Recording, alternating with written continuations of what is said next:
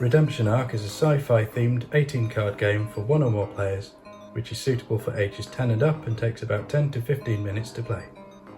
Players take on the role of a voluntary administrator for an intergalactic ecological rescue crew dispatched by the company PR department in an effort to rescue horrible creatures on a planet doomed to be swallowed by a singularity after a solar fracking accident.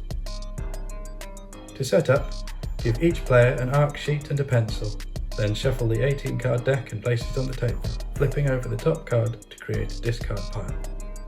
The draw and discard decks combine to produce 3 pairs of symbols, showing the transporter that players can choose to activate and the creature that they'll be teleporting into their arc by doing so. On each turn, players will select one of the 3 available symbol pairs and draw the corresponding creature into a matching containment cell on their arc sheet, immediately carrying out any resulting actions if applicable. The next card is then revealed and the next turn takes place.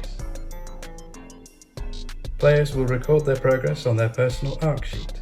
This is subdivided into 3 environmental zones: aerial, terrestrial, and aquatic. Almost all of the creatures in the game are aligned to one of these zones and will suffer a 1-point penalty if placed in a mismatching environment.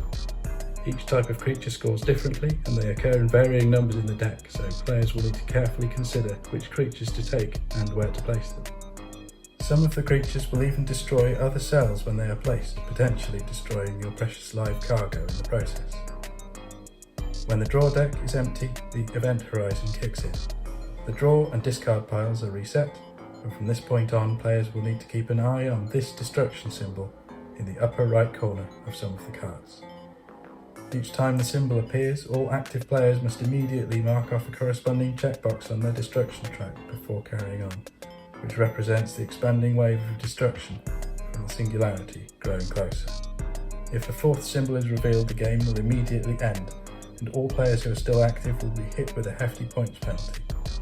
To counter this, at the end of any turn and before the next card is revealed, players can choose to end their game if they wish, leaving the star system with everything they've rescued so far.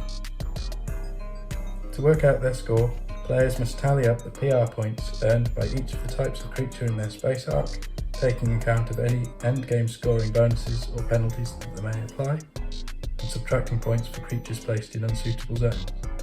The winner is the player with the most PR points, with ties going to the player with the fewest negative points.